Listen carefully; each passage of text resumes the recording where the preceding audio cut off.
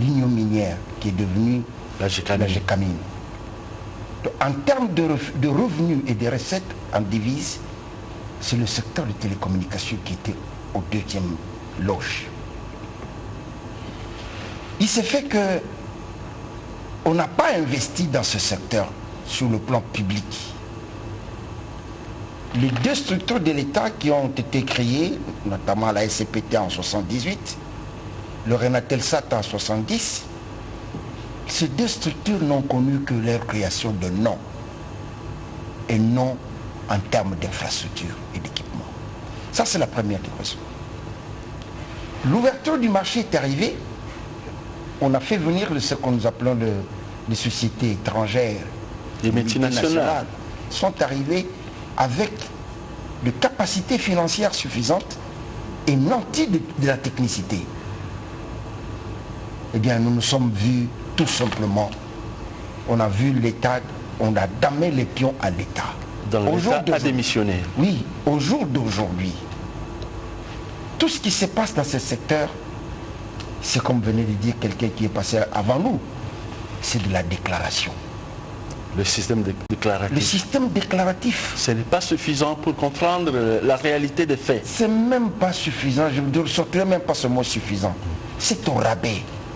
J'étais, pour peu que j'ai été directeur du cabinet, j'ai fait des investigations des ministres de Pétantique. Et je compris que les déclarations de tous ceux qui sont sur le marché ne dépassent même pas 20%. Donc vous ne pouvez pas vous attendre à des revenus consistants. À des revenus consistants pour pouvoir financer le programme de l'État. Et donc l'État congolais ne dispose d'aucun mécanisme de contrôle, de contraintes sur ces opérateurs du secteur de la téléphonie mobile. Il est arrivé un moment qu'on a créé une structure qui était avec les Français et les Américains, qu'on appelait Angelis Télécom. On a créé un moment ces structures-là pour pouvoir capter le véritable chiffre d'affaires des opérateurs. Malheureusement, ces structures-là n'ont permis de mettre la main que sur le trafic international entrant. Celui-là aussi a été tronqué. Parce que nous n'avions pas un outil pour pouvoir dire. Donc, vous déclarez donc il se pose un problème d'information. Ah oui, il se pose un problème non seulement d'information, mais également d'infrastructure, d'équipement pour l'État. Donc, il s'est fait que seulement la partie trafic international entrant, il est arrivé ce qui est arrivé, cette structure-là est tombée. Au jour d'aujourd'hui, les opérateurs du marché, du secteur, sont rentrés dans leur déclaration légendaire. Et l'État ne voit que de la fumée. Parce que ce qu'on déclare, je peux vous le dire la main sur le cœur, personne ne déclare 100% de son chiffre d'affaires. Et ça, nous le disons seulement pour les opérateurs de télécommunications, de téléphonie mobile. Mais il y a beaucoup de secteurs dans ce marché. Le secteur d'Internet. Vous avez le provider IP, le fournisseur d'accès à Internet. Et vous avez tous les autres fournisseurs de données et consorts. L'État ne voit que de la fumée. Parce que sur le plan technicité et sur le plan infrastructure des équipements de contrôle, l'État ne dispose que son nom et verbe. L'État congolais s'est doté d'un outil, l'autorité de régulation à la matière, mais en fait, on est sur des choses administratives et techniques. Mais qu'est-ce qui manque? Qu'est-ce qui manque à l'État congolais pour avoir des outils techniques permettant de surveiller des appels entrants et des appels sortants? Mon cher Médard, l'autorité de régulation a un rôle, c'est de gérer le marché. De gérer le marché, gérer ce que nous appelons dans le jargon le ressources rares. Entendez par ressources rares les fréquences ainsi que la numérotation et tout ce qui tourne autour. À un moment donné, on a cru pouvoir donner un outil à l'autorité de régulation. Cette affaire-là, cet équipement-là de contrôle de trafic international entrant. Parce que de ce trafic international entrant devait émaner le financement de l'autorité de régulation. Ce qui est arrivé, je ne veux pas revenir sur ça. On y a mis une croix. l'autorité de régulation vit d'autres moyens. Et l'autorité de régulation ne dispose pas d'outils. Pour dire, vous avez déclaré 15 francs. Mais moi, je trouvais 25 francs. Vous avez déclaré 5 francs. Mais je trouvais 750 francs. Donc l'outil n'existait pas. Donc, David, mais cela nous amène, en fait, en avançant, nous interroge sur le fait de l'efficacité justement de l'outil de l'État en la matière de télécom, notamment la SCPT. Qu'est-ce que la SCPT est à mesure d'apporter à l'État face à ces déficits constatés? Au jour d'aujourd'hui, je ne vous dirais pas que la SCPT est capable de fournir quoi que ce soit. Je l'ai dit à une autorité de cette entreprise, la SCPT aujourd'hui c'est une entreprise qui existe de nom. La SCPT ne dispose plus rien du tout. Je vous dirai. Parce que dans la loi de 2002, il était entendu que la SCPT devait disposer du réseau national de transmission, ce qu'on appelle le backbone. La SCPT devait disposer d'une plateforme d'interconnexion. Donc toute l'interconnexion entre opérateurs devait passer par une plateforme dont la gestion technique et financière serait de l'apanage de la SCPT. Malheureusement, tout ça c'était des belles phrases contenues dans la loi. Ça n'a pas bougé. Donc on ne veut pas appliquer la loi. Non, la loi, on peut vouloir l'appliquer, mais il faut disposer de moyens. Donc rien n'a été fait jusqu'alors. De 2002 jusqu'à ce jour, la SCPT ne dispose pas d'un outil qui fasse... Mais qui coûterait combien à l'État congolais? Je ne vous dirai pas parce que je ne veux pas faire la publicité de tous ces vendeurs d'équipements. Mais ça ne vous coûterait pas les yeux de la tête. Dans ce domaine-là, le seul secteur qui peut aller s'endetter et être capable de rembourser, c'est le secteur des télécommunications. Parce que le revenu est permanent. Je vous donnerai un exemple, mon cher ami. J'étais en train de vous dire tout à l'heure. China Telecom fait par jour, comme revenu, recette par jour, un minimum de 1,5 milliard de dollars par jour. Je dis bien un minimum. Vous allez chez...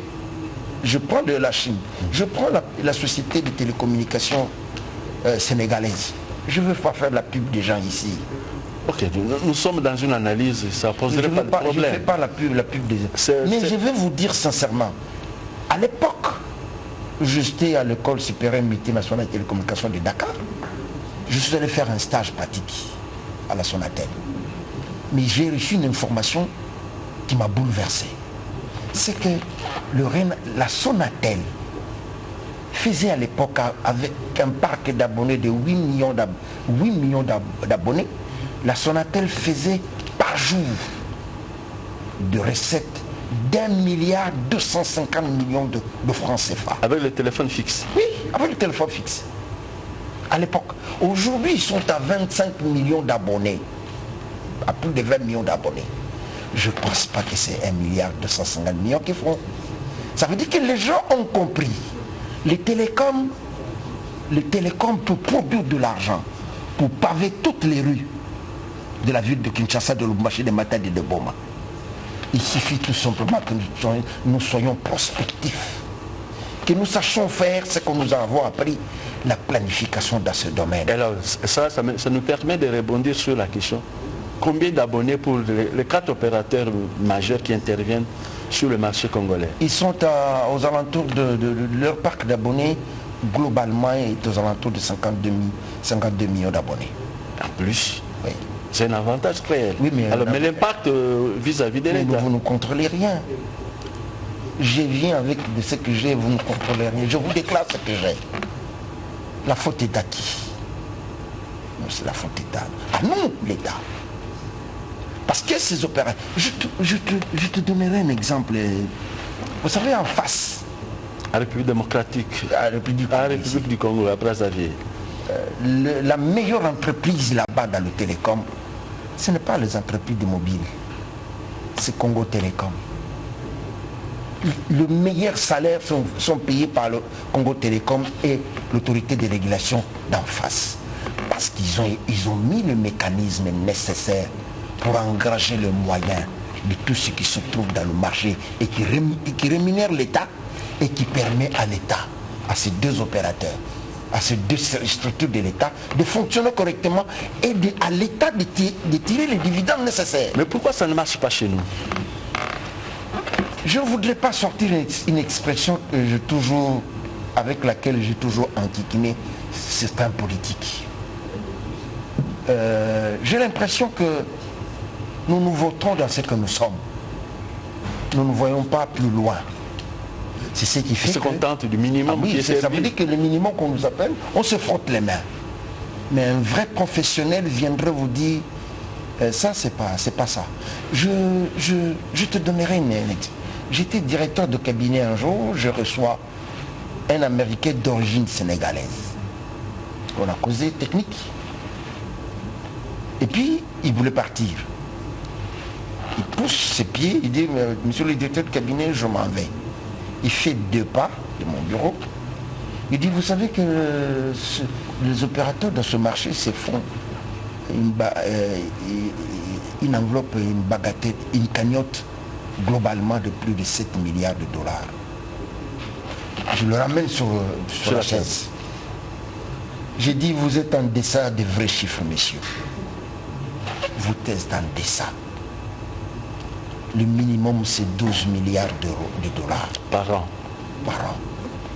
Et là, si nous faisons telle chose, nous irons au-delà de 12 milliards de dollars. Parce que justement, comme on dit, au pays des aveugles, le borgne roi. Mais pourquoi nous avons amené à la mort, si vous voulez, la SCPT. La SCPT. Je crois que nous n'avons pas été, l'État congolais n'a pas été très engagé de vouloir disposer d'un opérateur fort.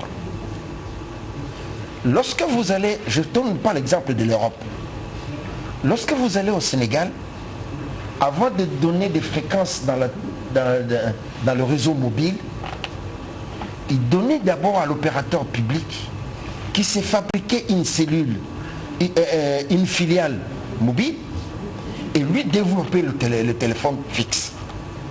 La France, c'est la même chose. Orange, c'est France Télécom. Ils ont donné d'abord les fréquences à Orange, et ils ont fabriqué donné les fréquences à France Télécom, qui s'est fabriqué une filiale mobile que nous appelons Orange. Aujourd'hui, la République démocratique, dans la bande de fréquences mobiles de la 2e génération, la 3e génération, la 4e génération, tout est saturé. On ne donnera plus rien à la SCPT. Il n'y a plus rien. Rien n'a été prévu. Rien n'a été prévu. Je posais d'ailleurs à une autorité une fois là. Mais monsieur, voilà, on a donné toutes les fréquences. Mais nous devions réserver des ressources pour l'opérateur public. J'étais catastrophé de l'entendre. Ce n'est pas dans le programme du gouvernement. Oui, ce n'est pas dans le programme du gouvernement. Lorsqu'on est un pays agressé, il se pose aussi un problème justement du secteur de communication. Mais les autorités communiquent en utilisant des ressources extérieures. Je ne voudrais pas dépeindre la SCPT. L'état de la SCPT, pour dire clairement, c'est une entreprise dans le coma. Ou simplement une entreprise qui existe de nom. Mais je ne suis pas content de le dire, moi. J'ai été un très jeune ingénieur. J'ai gravi tous les échelons pour devenir, au finish, administrateur directeur technique de cette entreprise. Il faut sortir des sentiers battus. Et pour sortir des sentiers battus, j'avais suggéré à l'époque, il faut trouver ce que nous appelons dans le jargon un partenaire stratégique qui viendrait dans un accord sérieux, financer l'infrastructure, l'équipement, la logistique et assurer la formation des hommes et des femmes pour faire finalement une grande entreprise de télécommunications de ce pays. Une entreprise Parce que nationale. les atouts, nous les avons, monsieur Médard. Plus de 100 millions d'abonnés, 100 millions d'habitants. Le marché est là. Les privés s'en accaparent parce que nous leur avons laissé l'ouverture. Nous avons abandonné. Nous devons faire de sorte que nous ayons un opérateur public digne de son nom et capable de jouer le jeu de la concurrence. Je vous dis, je ne vous dirai pas ce que je ressens. Lorsqu'on a dit dans la loi de 2002 que l'opérateur public restait cantonné sur la partie de réseau fixe et que toutes les fréquences étaient données aux opérateurs privés à la deuxième génération, troisième et la quatrième génération. Au jour d'aujourd'hui, même les opérateurs à qui on a dit qu'ils faisaient du mobile sont dans le fixe.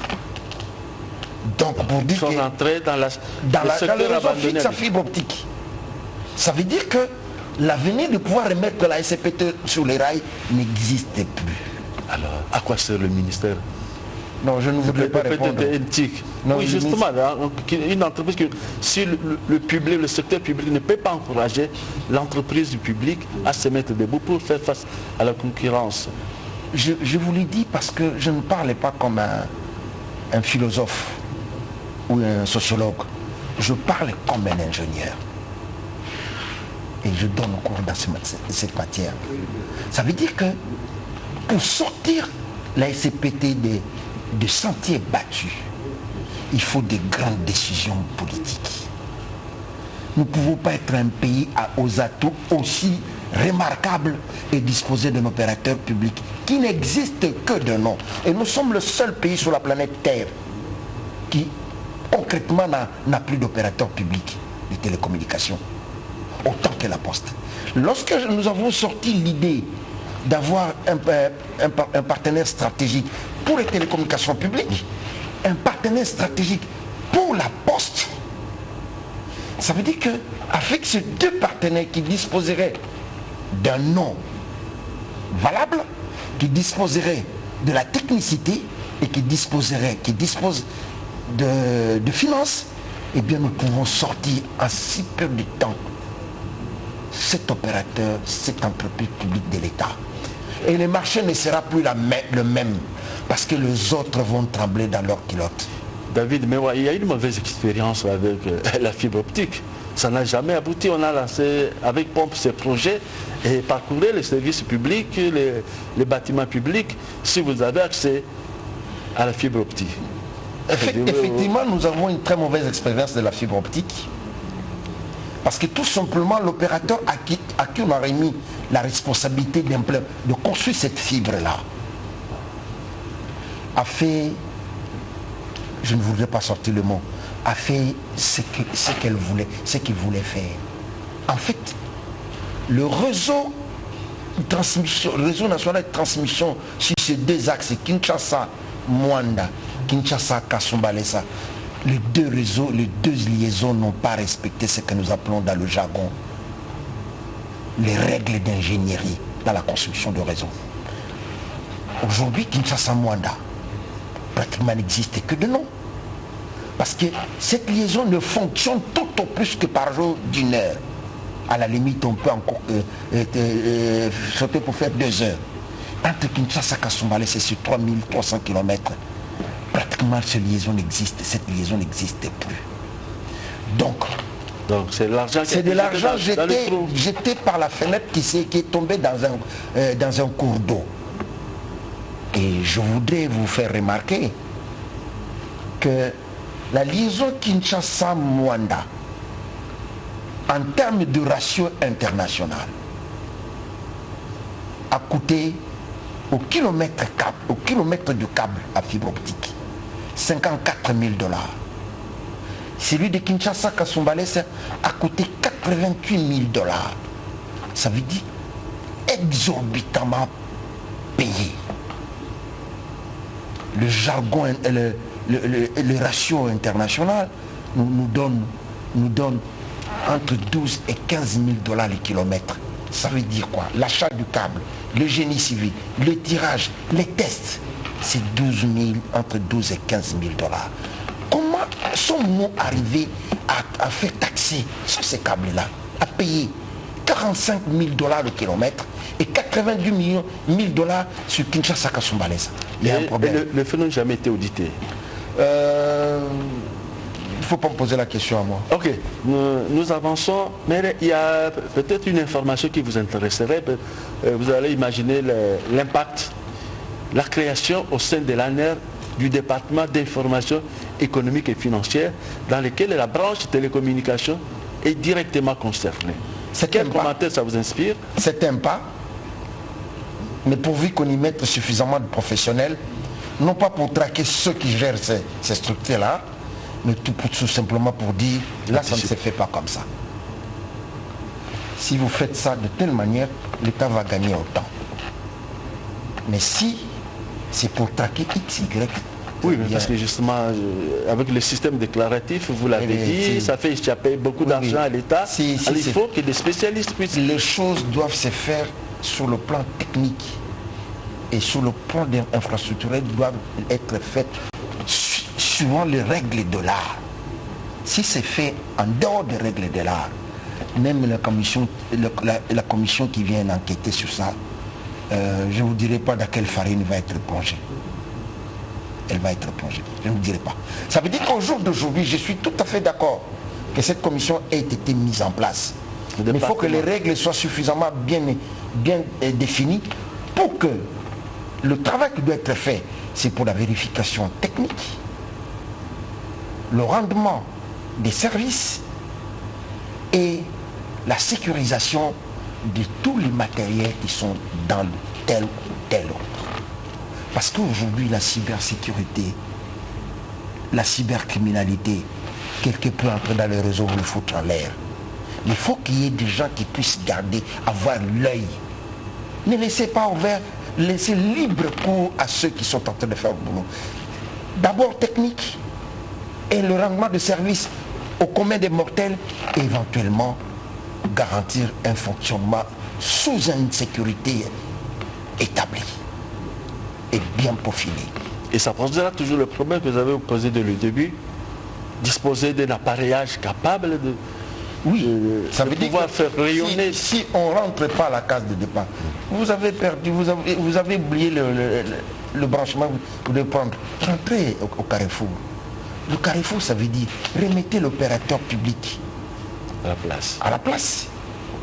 Fournissez-lui l'outil, les hommes et les femmes, pour projeter cette maison au-delà.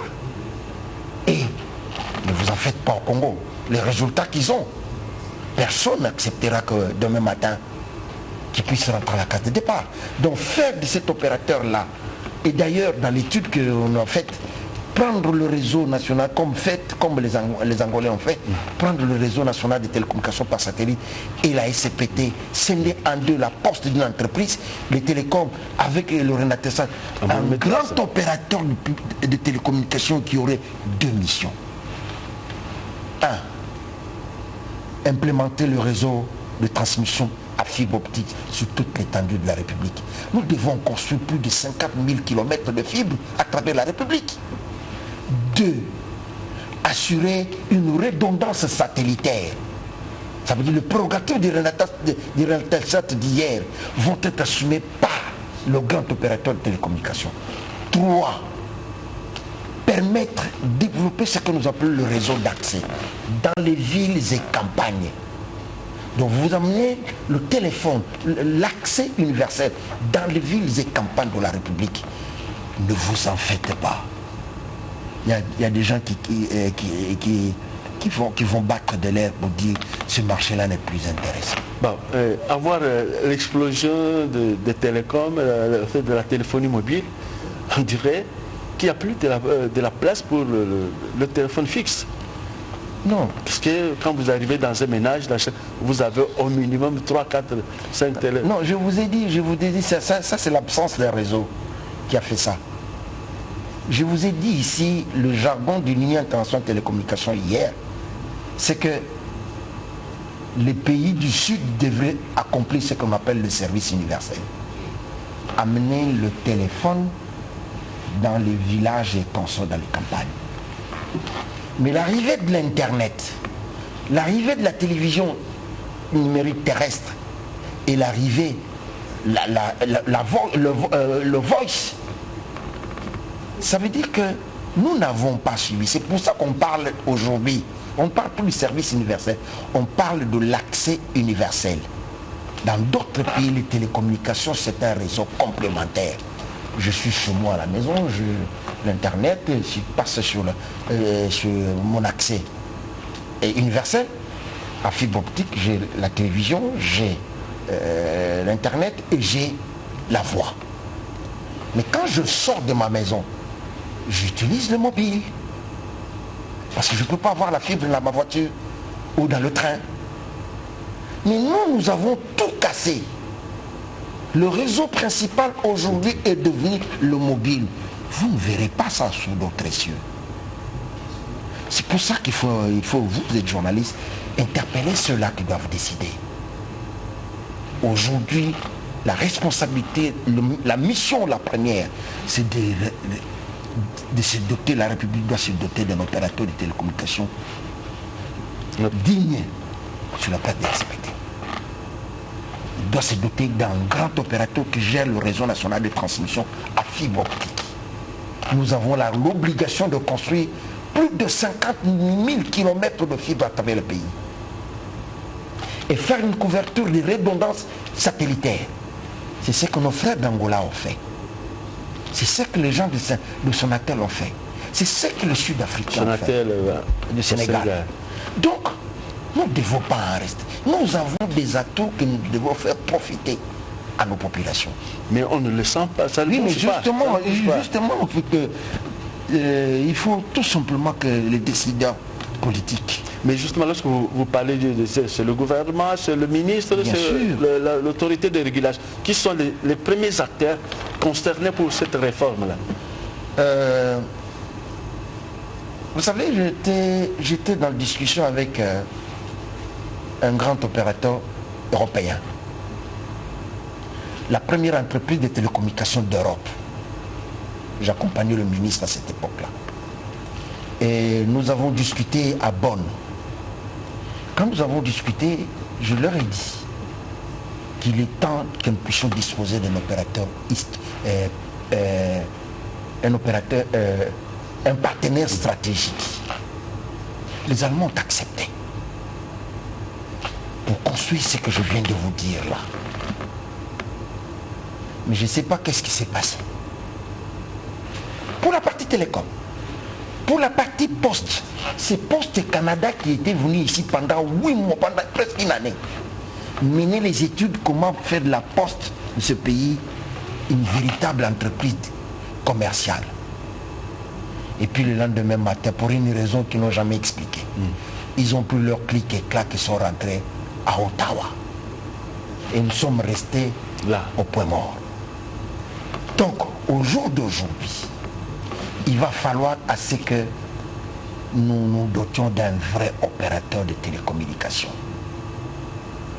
qui gérerait le réseau national de transmission à fibre optique, les réseaux d'accès à travers le pays et le réseau satellitaire pour couvrir ce qu'on appelle la redondance du réseau à fibre optique. Il le faut, et plus tôt serait le mieux. Et ça quant à l'autorité qui doit décider de ce qui doit être fait, moi je crois qu'il y a beaucoup d'actions qui ont été menées par le passé. Malheureusement, qui sont restées lettres mortes. Mais ma question est toujours là. Oui, dans ce cas, vous vous adressez au ministre qui gère le secteur de PTT. C'est la porte obligée. La porte obligée, ou à la première ministre ou au président de la République. À quel niveau la décision la plus importante? Les deux grandes autorités, et le chef de l'État et le Premier ministre, ils ont un point focal dans ce secteur. Ils ont une porte d'entrée. C'est le ministre qui doit pouvoir expliquer, accompagné du régulateur qui est le conseil du gouvernement. Le conseiller du gouvernement, c'est le régulateur qui doit dire en cette matière, voici ce qu'on doit faire. Le ministre doit, sur le plan politique, voilà ce que nous devons faire. Mais sur le plan technique, le régulateur devrait pouvoir dire, affiner les propositions du ministre. Lesquelles propositions arriveraient sur la table du Premier ministre, celui-ci enverrait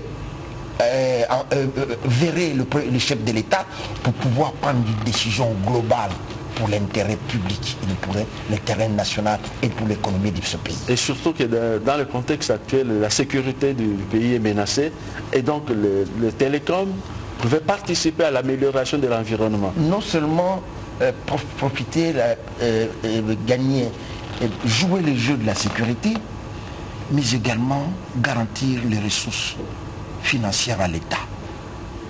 Je viens de vous dire que au sortir de la colonisation, ce sont les télécoms qui pourvoyaient en termes de devises après les GECAMINE. Donc nous pouvons reprendre la même démarche aujourd'hui. Autant que les Angolais le font, eux ils ont créé 2 entreprises, Angola Telecom et Angola Carbon. Angola Telecom, c'est celui qui réalise l'accès dans toutes les villes et campagnes. Mais je crois que nous pouvons faire mieux que ça en dotant dans cet opérateur public de grande envergure les 2 aspects et les 3 aspects. L'accès, la transmission à fibre optique et la couverture satellitaire. David Mewa, vous paraissez de bonne foi, mais l'aspect corruption dans le secteur, vous n'en parlez pas. Comme élément, un facteur qui a retardé la réalisation d'un certain nombre de faits. Je ne dirais pas qu'il faut faire venir les anges pour que la corruption s'estompe. Je crois que la meilleure de façon de pouvoir pallier à plus de 70% à la corruption, je venais de vous le dire, l'État doit se doter des outils capables. Quand un opérateur vient déclarer, on est capable de taper sur le clavier et connaître la vraie déclaration. Il a déclaré 15 francs. Mais sur la machine, il y a 250 francs. Parce que vous avez un outil. Il n'ira pas corrompre M. Mewa pour faire passer ces données-là. Parce que les données seront là. Donc la meilleure de façon pour permettre à l'État, c'est de se doter de l'outil. Au-delà de l'outil, c'est doter des hommes et des femmes capables de gérer cette affaire-là, cette histoire-là. La corruption disparaîtra d'elle-même parce que vous ne pourrez plus déclarer quelque chose et vous déclarez 15 millions. Vous déclarez 15 millions et vous passez 20 millions en dessous de la table que Mbouyan Manga, le caméraman, prennent. Ça marchera. Ok, c'est-à-dire vous faites le plaidoyer pour l'opérateur économique dans le secteur de la poste et de télécom, mais il y a quand même certaines pratiques jugées douteuses avec des contrats de type 25 ans pour faire de l'espace de l'État, des magasins et consorts. Ça retarde justement l'image. Oui, ça suscite un doute. Vous avez raison, M. Médard. Après l'ONATRA, l'entreprise qui avait beaucoup de patrimoine dans le pays, l'ONATRA a beaucoup de patrimoine à travers le pays, immobilier. Après l'ONATRA venait la SCPT. Parce que dans toutes les provinces, il y a des bureaux de poste, des concessions de poste. Je suis au regret de constater que la plupart des concessions sont en train d'être cédées à des privés qui construisent des immeubles pour 25 ans. Et on laisse une partie incongrue à la SCPT. Je ne sais pas quels sont les contrats qui sont dessus, qui en sont le soubassement. Qui en sont le soubassement. Ça veut dire qu'on spolie l'État. L'État accepte de se faire spolier. Non. Je crois qu'il y a lieu de remettre la pendule à l'heure. Recréer d'abord cet opérateur grand de taille et qu'on lui dit voici ce qui a été fait. Remettez les choses dans l'ordre avec l'appui du gouvernement et au finish du chef de l'État. Tout cela sera réglé. C'est des questions de quelques millions de dollars, de quelques millions de dollars qu'on pourra régler ces questions-là. Mais ce qui est l'objectif, c'est d'assurer l'accès universel à tous les Congolais, un service de qualité et de revenus garantis à l'État congolais. Vous savez, je vous ai donné l'autre fois une expression ici. Nous devons construire ce que nous avons, ce qu'on appelle dans le jargon, une classe moyenne congolaise. Ça veut dire que en France, lorsque j'y étais, j'étais en train de faire mes études, lorsque nous allions faire des travaux de construction des réseaux, de tout ça, ce n'est pas France Télécom qui y allait. Mais c'est une petite société de Français, sous-traitant de France Télécom. Et nous, nous y allions travailler. Et ils faisaient du bon boulot parce que les règles étaient bien définies. Il va falloir revenir sur ça ou adopter ça. Ça veut dire qu'on créera des petites filières, des petites sociétés sous-traitantes avec la technicité voulue. Lorsqu'il faut poser un câble à Kinzambouete, c'est pas les ingénieurs de la SCPT, eux viendront pour contrôler. Une petite société sous-traitante, c'est pour Matadi, avec toute la technicité et les règles, construit et vous venez contrôler. Et la respect en train d'accompagner des jeunes Congolais en la matière. Oui, mais il faut le faire. Il faut le faire. Parce que si on ne le fait pas, je veux vous dire, 80% des marchés de construction de réseaux ou de supervision commerciale chez France Télécom ou en Belgique, ce sont des sociétés sous-traitantes belges, créées par des Belges et qui réalisent des travaux pour la Belgique, pour Base ou pour France Télécom. Et qui sont rémunérés selon un cadre qui a été fixé. Mais au moins, cet argent-là n'est pas exporté. Cet argent n'est pas exporté. Je ne voudrais pas dire qui sont ceux qui exportent leurs capitaux. Vous le savez. Je me regarde, vous le savez. Je sais que ce sont des multinationales. Elles créent des conditions pour appauvrir les citoyens congolais. Il y a un opérateur sur ce marché qui fonctionne et le calcul des salaires s'est fait à l'extérieur du personnel congolais. Sur base de quoi? Parce que l'argent arrive là-bas. C'est vous qui ne voyez pas. Le jour que je dis bien, le jour que l'État se dotera d'un opérateur digne de ce nom, et au finish, cet opérateur va finir par se créer une filiale mobile. Vous verrez que le discours va changer. Hein, mesdames, le discours va changer. Si on le fait. Et je demande aux autorités, au ministre des Postes et Télécommunications et Technologies de l'Information, et au-dessus de lui, Madame la Première ministre, et au-dessus des deux là, que le chef de l'État regarde par le bon œil, parce qu'il a des atouts financiers suffisamment pour paver toutes les rues de la ville de Kinshasa et la République. Et parce qu'aujourd'hui, c'est de la poudre aux yeux. J'ai dit, je ne voudrais pas conclure, mais je voudrais laisser aujourd'hui, c'est de la poudre aux yeux. Il faut relever cet opérateur. Et je n'arrête pas de le dire, mon cher Médard. Il faut relever cet opérateur. Parce que quand les privés sont arrivés, vous savez un phénomène qui s'est passé? Oui. Tous les cerveaux, tous les techniciens ont été